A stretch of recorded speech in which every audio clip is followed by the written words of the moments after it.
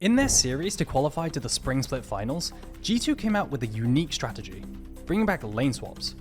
This was something that we saw used by NIP over in the LPL, who pulled it off against FPX a few days before the LEC series. We're specifically looking at Game 3, where the strategy looked especially strong. In the draft, we see G2 pick Jinx and Lulu into Varus, who is then paired with Ashe. BDS ban out Sion expecting another lane swap situation, and G2 adapts with a similar, albeit weaker pick with a blind Zac, who can participate in or deter early dives due to his passive. So why is G2 opting into bad matchups on both side lanes? Well, that's because they're not planning on facing them in a traditional lane setup. They're banking on scaling with their bot lane. So by swapping, they dodge the oppressive lane and the early game jungler that can dive, and they also deny gold from Aatrox, who needs it much more than Zac. Why is this not more common? Well, it used to be.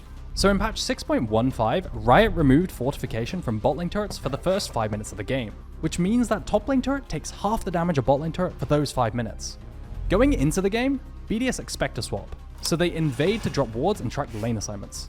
However, Broken Blade fakes that he is walking top lane by purposefully walking over the ward, and the G2 support is never spotted as the ward placement doesn't fully cover the lane.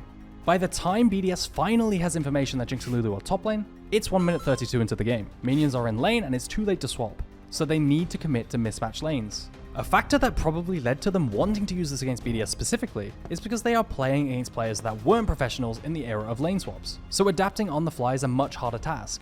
Then there's the optimization factors that allow G2 to do the swap and minimize losses. They picked Jinx, a champion that can kill minion waves fast with a mix of rockets and minigun auto attacks, as well as Lulu, who is running an attack speed shard and demolish to be able to assist in turret sieging, even through turret fortification. From here, G2 is in the driver's seat. They play by fast pushing into the top turret while Broken Blade is also around the top lane, to act as a nuisance and try to disrupt BDS's solo lanes. At 425 and on their reset, G2 have taken 2 plates in the top lane, while BDS have taken 3 in the bot lane. Even assuming a game with no kills, a 125 gold deficit to the enemy bot lane is a much better option than the prospect of laning into a Varus Ashe and a jungle Volibear. G2's goal is to quickly kill minions faster than their opposition, and look for windows to switch lanes to avoid BDS's bot lane. However, at 6 minutes 20, they break the expected pattern by faking a recall and luring BDS's bot lane into a trap. At 10 minutes, G2 have opened a 2k gold lead, but more importantly than that, they have their Jinx in a prime position to carry the game, and the gold-starved Aatrox is never going to pose a threat.